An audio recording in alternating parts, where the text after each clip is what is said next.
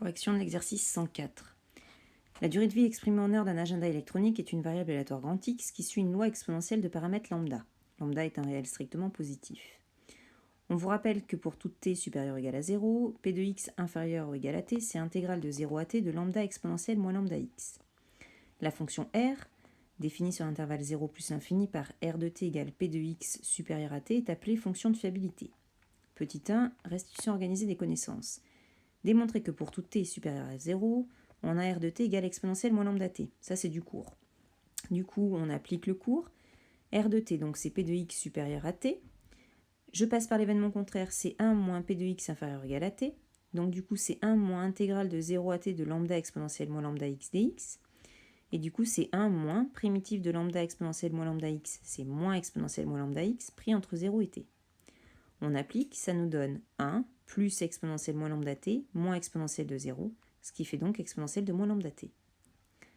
Ensuite, démontrer que la variable grand X suit une loi de durée de vie sans vieillissement, c'est-à-dire que pour tout réel S positif, la probabilité conditionnelle P de x supérieure à t plus S sachant x supérieur à t ne dépend pas du nombre t.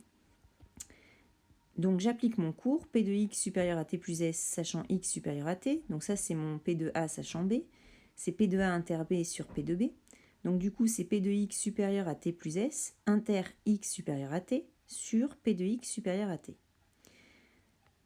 X supérieur à t plus S inter x supérieur à t, je veux que x soit à la fois plus grand que t plus S et plus grand que t. Donc du coup, c'est p de x supérieur à t plus S. Sur p de x supérieur à t, j'applique ce que je viens de démontrer, à savoir cette formule-là, et du coup, ça me donne exponentielle de moins lambda t plus S sur exponentielle de moins lambda t.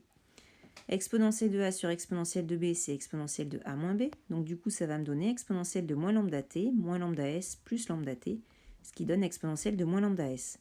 Je vois bien qu'au niveau du résultat, le résultat ne dépend pas de t. Deuxième question. Alors dans cette question, on va prendre lambda égale 0,00026. On nous demande de calculer p de x inférieur ou égal à 1000 et p de x supérieur à 1000. Alors p de x inférieur ou égal à 1000, c'est intégrale de 0 à 1000 de lambda exponentielle moins lambda x. J'applique, du coup ça me donne moins exponentielle de moins 0,00026x pris entre 0 et 1000. Et du coup ça me donne moins exponentielle de moins 0,26 plus 1, soit 0,23. Ensuite, p de x supérieur à 1000, c'est l'événement contraire de p de x inférieur ou égal à 1000. Donc du coup c'est 1 moins p de x inférieur ou égal à 1000. Et du coup ça me donne exponentielle de moins 0,26, c'est-à-dire 0,77. Question B. Sachant que l'événement x supérieur à 1000 est réalisé, calcule la probabilité de l'événement x supérieur à 2000. Donc du coup, je dois déterminer p de x supérieur à 2000 sachant x supérieur à 1000. Ça, d'après ce qu'on a démontré précédemment, c'est p de x supérieur à 2000 moins 1000 soit 1000. Et du coup, ça donne exponentielle de moins lambda fois 1000, donc exponentielle de moins 0,26, soit 0,77. Question C. Sachant qu'un agenda a fonctionné plus de 2000 heures, quelle est la probabilité qu'il tombe en panne avant 3000 heures? Alors, je dois déterminer p de x inférieur ou égal à 3000, sachant x est supérieur à 2000. Ça, c'est l'événement contraire de p de x supérieur à 3000, sachant x supérieur à 2000. La probabilité que la machine tombe en panne avant 3000 heures, c'est bien l'événement contraire de la machine fonctionne plus de 3000 heures. Donc, du coup, ça va me donner 1 moins p de x supérieur à 3000 moins 2000, 1000. Ça, on l'a déjà calculé, c'est exponentielle moins 0,26, donc du coup, je retombe sur 0,23. Pouvait-on prévoir ce résultat?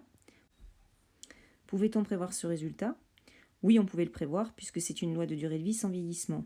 Le fait qu'elle ait déjà fonctionné 2000 heures ne nous intéresse pas.